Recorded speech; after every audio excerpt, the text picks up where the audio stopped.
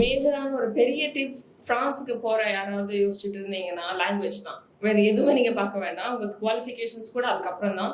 நீங்க போறதுக்கு இப்பவே பிளான் பண்ணீங்கன்னா this is right time for you to join any class like French கத்துக்கோங்க.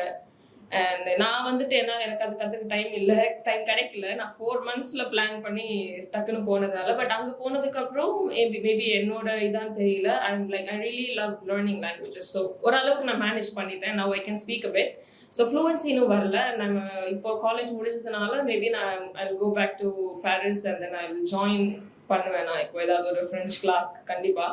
பிகாஸ் அதுக்கு மெயின் அங்கே ப்ரையாரிட்டி கொடுக்குறாங்க. ஸோ நீங்கள் ஜெர்மன் இல்லை ஃப்ரான்ஸ் இல்லை அந்த மாதிரி இங்கிலீஷ் ஸ்பீக்கிங் கண்ட்ரி இல்லாமல் வேற ஏதாவது ஒரு கண்ட்ரி போனீங்கன்னா அந்த கண்ட்ரியோட லாங்குவேஜ்க்கு ப்ரையாரிட்டி கொடுத்து அது படிங்க. ஸோ இங்கிலீஷ் மட்டுமே இருக்கணும் இல்லை. ஸோ இந்த ரெண்டுல ஏதாவது ஒன்று இருந்தாலே I think you case can manage. So அதுதான் என்னோட only advice I would give. மற்றபடி it's a really beautiful country.